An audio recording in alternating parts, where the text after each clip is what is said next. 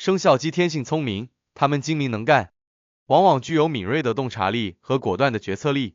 这使得他们在事业上容易取得成功，积累起来财富，注定会在财务上享有不错的表现，会逐渐步入有钱人的行列。然而，他们也容易在追逐财富的过程中，有时因为过度自信或不当的决策而陷入财务困境，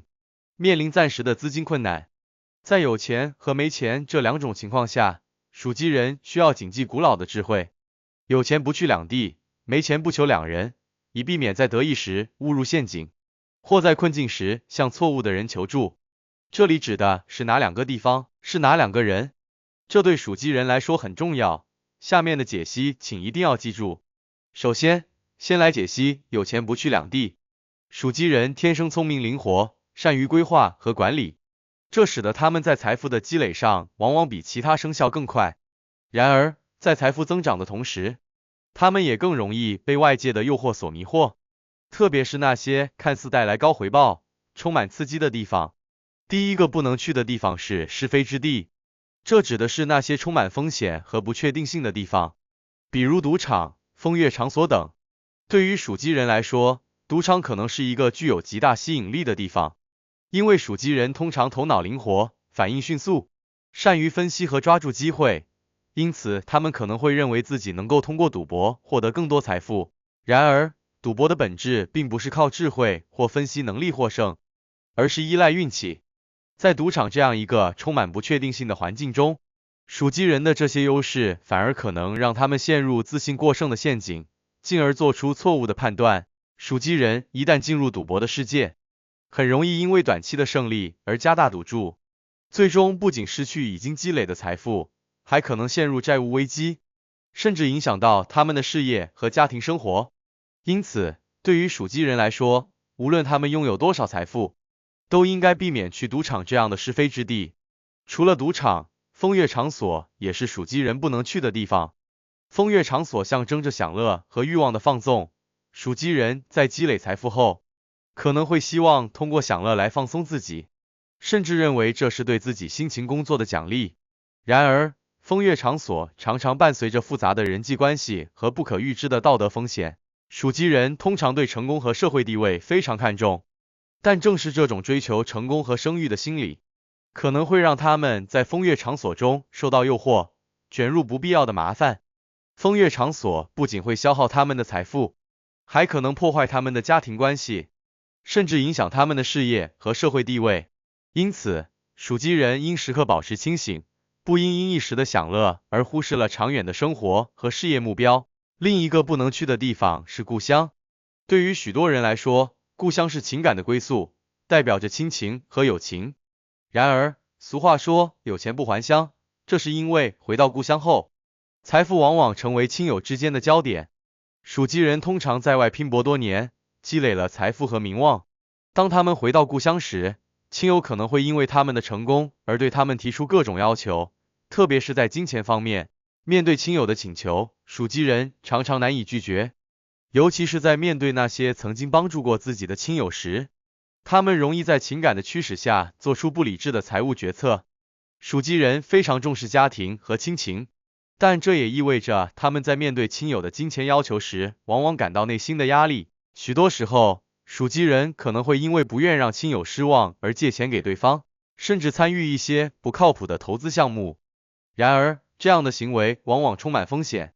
因为亲友之间的金钱往来可能会影响亲情，甚至引发矛盾。属鸡人需要意识到，虽然帮助亲友是值得赞扬的，但他们也必须设立明确的界限，不能因为亲情的压力而牺牲自己的财务安全。因此，属鸡人在积累了一定的财富之后，应谨慎考虑是否要回到故乡，特别是在涉及到金钱的情况下，必须保持清醒的头脑，不要因为情感的驱动而做出错误的财务决策。故乡不仅象征着亲情，还代表着一种情感上的归属感。属鸡人可能会觉得，回到故乡是对自己成功的一种证明，能够向家人和朋友展示自己取得的成就。然而，这种心态容易让他们陷入虚荣和攀比的困境，尤其是在面对亲友的期待时，他们可能会做出过度消费或不必要的投资行为。这不仅会影响他们的财务状况，还可能让他们在不知不觉中失去对财富的掌控。因此，属鸡人在有钱之后，不仅要避免进入是非之地，还要避免在故乡中陷入亲情和金钱的纠葛中，保持理智和清醒，才能确保自己在财富积累过程中不受情感的影响。上面解析了有钱不去两地，接下来解析没钱不求两人。这个智慧警示属鸡人，在财务困难时，应该特别谨慎地选择求助对象，因为在困境中错误的求助可能会带来更多的麻烦。第一个不应求助的人是无良之人。无良之人通常指的是那些道德水平低下，以自我利益为中心的人，例如放高利贷者、势利小人。在经济困难时，属鸡人可能会因为焦虑和压力而向这些人求助，但这种行为往往会让他们陷入更大的困境。放高利贷者利用属鸡人的经济困境，提供短期的金钱支持，但这些支持往往伴随着极高的利息和苛刻的还款条件，使得属鸡人很快陷入无法还清债务的恶性循环中。属鸡人通常善于规划和管理，但在经济困境时，他们可能会因为情急而忽视高利贷的风险，这无异于饮鸩止渴。尽管属鸡人一向聪明，但面对经济压力时，急需用钱的心理可能会让他们暂时失去判断力，从而掉入无良之人的陷阱。势利小人根据利益行事，通常只会在属鸡人拥有财富时表示友好，而在属鸡人陷入困境时，他们会露出真面目。势利小人表面上可能会表现出关心和支持，但实际上，他们往往利用属鸡人的困境来攫取利益。属鸡人需要警惕这类人，避免因为暂时的困境而过度依赖这些不可信赖的人。即使在困境中，属鸡人也应该保持清醒，不要因为一时的情感波动而做出错误的求助决策。另一个不应求助的人是无亲无故之人。属鸡人在财务困难时，向没有亲情或友情基础的人求助可能会带来更多的风险。这类人与属鸡人之间没有建立信任基础，他们的帮助往往是出于利益驱动，而非真正的关心和支持。属鸡人如果向无亲无故的人求助，往往会在关键时刻发现这些人无法提供真正的帮助，甚至可能在关键时刻背弃承诺，导致属鸡人陷入更大的困境。因此，属鸡人在遇到财务困境时，应尽量依靠自己已有的社会网络，尤其是那些真正关心和支持自己的人，而不是陌生人或没有交情的人。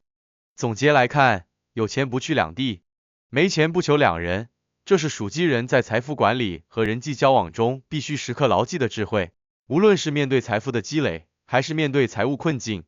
属鸡人都需要保持清醒的头脑，避免被外界的诱惑和短期的利益所迷惑。谨记这个智慧，属鸡人可以更好的平衡财富和人际关系，确保自己在任何情况下都能做出理智的决策。